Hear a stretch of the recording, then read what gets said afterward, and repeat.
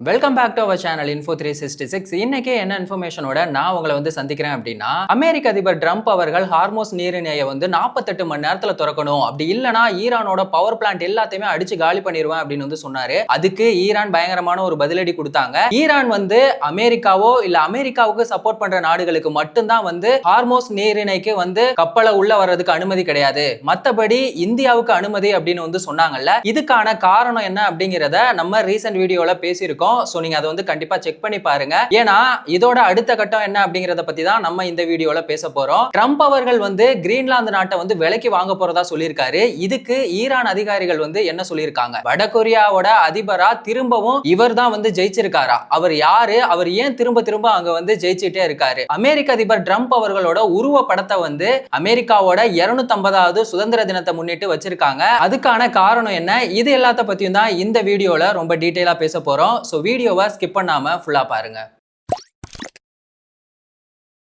இதுக்கு முன்னாடி அமெரிக்க அதிபர் ட்ரம்ப் அவர்கள் வந்து ஈரானுக்கு 48 மணி நேரம் வார்னிங் கொடுத்திருந்தாரு. அந்த டைம் வந்து முடிஞ்சு போச்சு. அப்ப அவர் என்ன சொல்லியிருந்தாரு அப்படின்னா, ஈரானோட பவர் பிளான்ட் எல்லாத்தையுமே வந்து அடிச்சு காலி பண்ணிடுவேன் அப்படின்னு வந்து அவர் சொன்னாரு. அதுக்கு ஈரான் வந்து என்ன பண்ணாங்க அப்படின்னா, ஹார்மோஸ் நீரிணைக்கு வர்ற கப்பல் எல்லாத்துக்குமே வந்துட்டு 18 கோடி வந்து சுங்க கட்டணமா செலுத்தணும் அப்படின்னு சொல்லிட்டு பயங்கரமான ஒரு பதிலடி கொடுத்தாங்க. இப்ப ட்ரம்ப் அவர்கள் என்ன சொல்லியிருக்காரு அப்படின்னா, நாங்க வந்து ஈரானோட ஒரு பேச்சுவார்த்தையில இருக்கோம், அதனால நான் ஒரு 5 நாளைக்கு ஈரான் மூல எந்த ஒரு போருமே நடத்த போறதில்லை அப்படின்னு வந்து சொல்லியிருக்காரு. அவர் சொன்ன உடனேயே ஈரான் என்ன பண்ணிட்டாங்க அப்படின்னா, ட்ரம்ப் அவர்கள் வந்து சொன்னது பொய்யே, நாங்க அவர் கூட எந்த ஒரு பேச்சுவார்த்தையிலுமே ஈடுபடல அப்படின்னு வந்து சொல்லியிருக்காங்க. ட்ரம்ப் அவர் வந்து ஒரு வார்னிங் மாதிரி தான் கொடுத்திருக்காரு. அந்த ஈரானோட பவர் பிளான்ட் எல்லாம் அடிச்சு காலி பண்ணா ஈரான் நாங்க வந்துட்டு சும்மா இருக்க மாட்டோம். அமெரிக்கா நாடு மட்டும் இல்லாம அமெரிக்காவோட ராணுவ அதிகாரிகள் எங்கெல்லாம் இருக்காங்களோ, கத்தாரா இருக்கட்டும் இல்ல சவுதி அரேபியா, இந்த மாதிரி எங்கெல்லாம் இருக்காங்களோ அவங்களோட எல்லா பவர் பிளான்ட்டையுமே நாங்க அடிச்சு காலி பண்ணுவோம். அது மட்டும் இல்லாம குடிநீர் நிலையங்கள் இருக்குல்ல, அதையுமே வந்துட்டு தாக்குவோம் அப்படின்னு வந்து சொல்லியிருக்காங்க. இதனால ட்ரம்ப் அவர்கள் வந்து ரொம்பவே பயந்து போய் தான் இப்போ என்ன பண்ணியிருக்காரு அப்படின்னா, 5 நாளைக்கு நாங்க வந்து ஈரானை வந்து தாக்க மாட்டோம் அப்படின்னு வந்து சொல்லியிருக்காரு. இதனால துபாயில இருக்க மக்கள் வந்து ரொம்பவே பாதிக்கப்படுவாங்க. என்ன காரணம் அப்படின்னா, இந்த கடல் நீரை சுத்திகரிக்கிற நிலையத்தை தாக்குனாங்க அப்படின்னா ஏற்கனவே இங்க வந்து கேஸ் தட்டுப்பாடு ரொம்ப பெரிய பிரச்சனையா போயிட்டு இருக்கு. சோ இங்க நீர் தட்டுப்பாடு அப்படிங்கிற ஒரு பிரச்சனையும் வந்துடும். இது எல்லாத்துக்குமே காரணமா இருக்கிறது ட்ரம்ப் அவர்கள் தான். அவர் வாயை வச்சுட்டு சும்மா இருந்தாரு அப்படின்னாலே ஈரான் ஒரு பக்கம் எப்படியாவது அமைதியாகி இந்த போரை வந்து நிறுத்திடுவாங்க.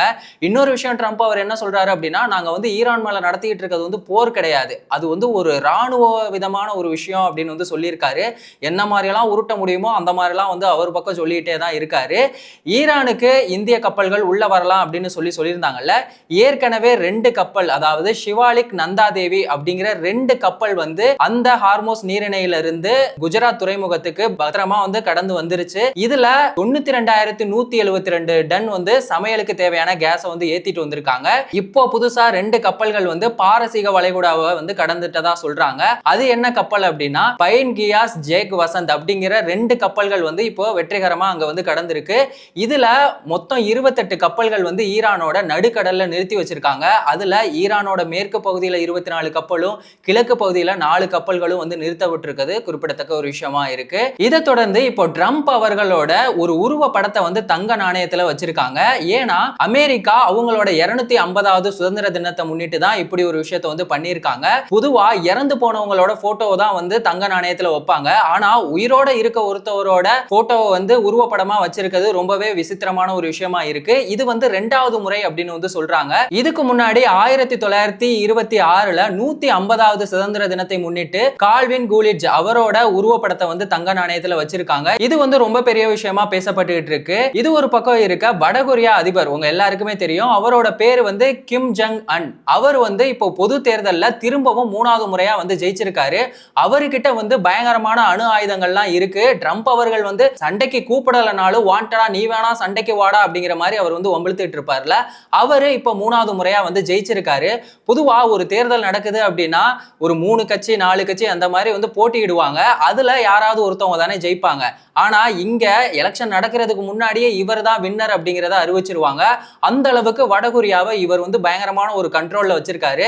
இவங்க வந்து யார் ஆட்சிக்கு வரணும் அப்படிங்கிறதெல்லாம் வந்து மக்கள் வந்து முடிவு பண்ண மாட்டாங்க, இவங்களே வந்து முடிவு பண்ணிடுவாங்க. அந்த ஒரு நிலைமையில தான் இவங்க வந்து இருக்காங்க. இங்க ஒரு வாரிசு அரசியல் இருக்கு அப்படின்னு தான் சொல்லணும். ஏன்னா இதுக்கு முன்னாடி அவரோட தாத்தா, அப்பா, இப்போ இவர் வந்து திரும்பவும் ஜெயிச்சிருக்காரு. இது வந்து தொடர்ந்து நடந்துகிட்டே தான் இருக்கு.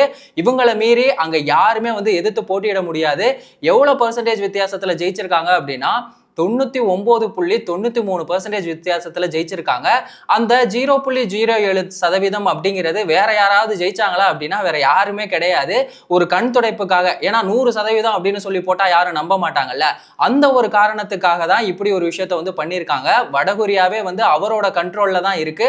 அவரை எதிர்த்து யாருமே எதுவுமே பண்ண முடியாது. அங்க இருக்க மக்கள்லாம் உண்மையிலேயே ரொம்ப பாவம், அந்த ஒரு நிலைமையில தான் இருக்காங்க. ஃபைனலா ஒரு விஷயம், அமெரிக்க அதிபர் ட்ரம்ப் அவர்கள் வந்து சொல்றதை நம்பலாமா? ஏன்னா இதுக்கு முன்னாடி 48 மணி நேரம் வார்னிங் கொடுத்திருந்தாரு.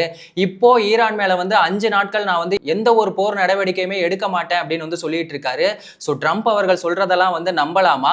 நம்ம தொடர்ந்து வார் சம்பந்தமான வீடியோக்கள் வந்து போட்டுட்டே இருக்கோம். நீங்க நம்மளோட ரீசன்ட் வீடியோ செக் பண்ணி பாத்தீங்கன்னா கண்டிப்பா உங்களுக்கே புரியும். ட்ரம்ப் அவர்களோட போட்டோவை வந்து உருவப்படமா தங்க நாணயத்துல வச்சதை பத்தி நீங்க என்ன நினைக்கிறீங்க? வடகொரியாவோட அதிபரா திரும்பவும் கிம் ஜாங் அன் அவர் ஜெயிச்சதை பத்தி நீங்க என்ன நினைக்கிறீங்க? அவரை பத்தி நீங்க என்ன நினைக்கிறீங்க அப்படிங்கிற உங்க கருத்தை மறக்காம கமெண்ட் செக்ஷன்ல சொல்லுங்க. எந்த ஒரு இன்ஃபர்மேஷனா இருந்தாலும் அதை 5 நிமிஷத்துல தெரிஞ்சுக்கணும் அப்படின்னா நம்ம சேனலை மறக்காம சப்ஸ்கிரைப் பண்ணுங்க.